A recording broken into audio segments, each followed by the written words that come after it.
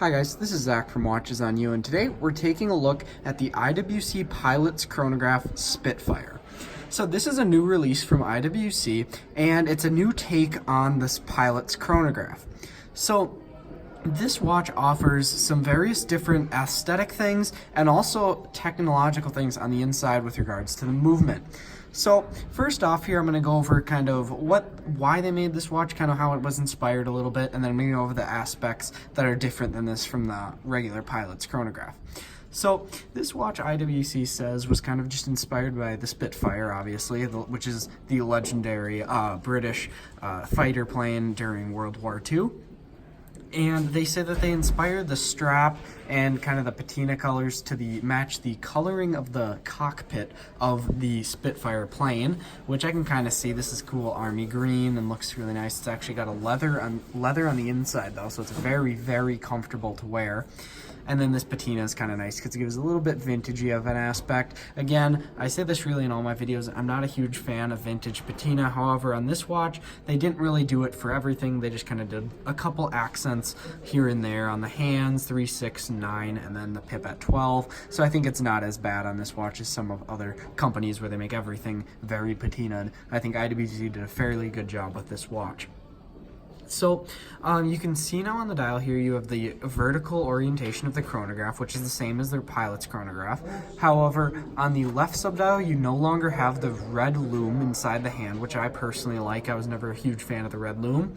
And also that left subdial is now the hour chronograph marker instead of the running seconds. Instead, your running seconds is down at 6 o'clock, and then your minute counter is up at 12 o'clock. So then, based on that change, you must be thinking this watch must have a different movement, and it does.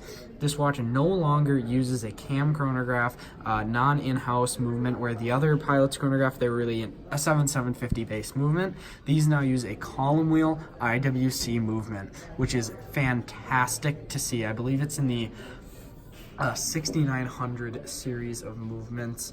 I just want to, and I mean, it's fantastic. I really love how they upgraded the movement. Yeah, it's the 69380 caliber is the exact reference of this movement, and I really love how they upgraded the movement because the Pilot's Chronograph on a bracelet comes in at $6,200. This actually comes in at $5,700. So when I figured out that this didn't have the same movement, I was like, uh-oh, that means there's going to be a price increase.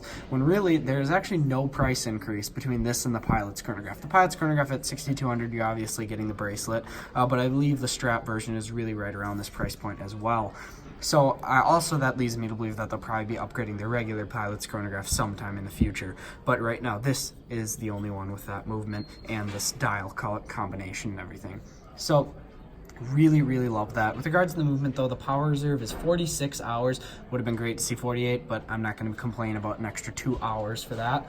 And again, I just think it's really good. The action is fantastic. You start it with the upper pusher as a typical chronograph, and then you stop it, and then the reset is so smooth. It is one of the smoothest resets I've felt on any watch around this price point. I really love what they did with this movement, and they finally upgraded this watch to be what a $5,700 watch should be. So now let's move on to the wrist shot.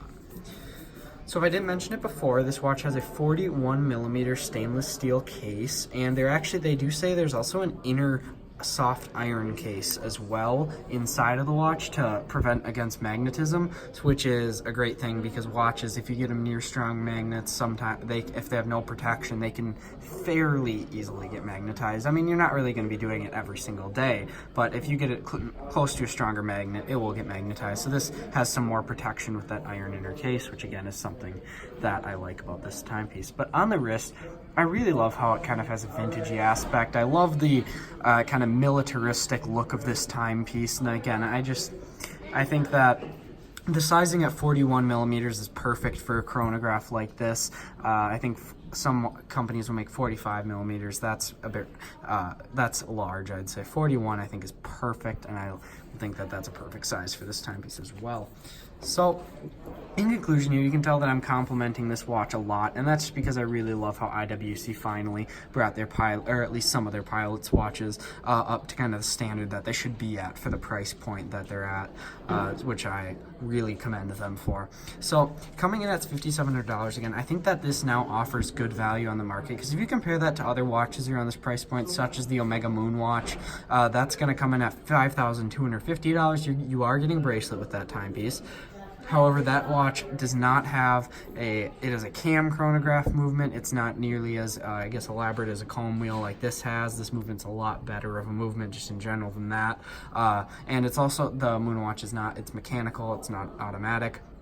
This is an automatic movement. So I think that they really did make this watch fit into where its price is much more nicely than the previous Valjoux-based movements, where you can get Valjoux-based chronographs at the $2,000 mark. So again, I really like that they did this watch. I'd like to let you guys know that we're reviewing here at JB Hudson Jewelers. They lent us this piece for the purposes of this review. I'll be leaving a link to the description in their website. We can contact them to inquire on purchasing this timepiece.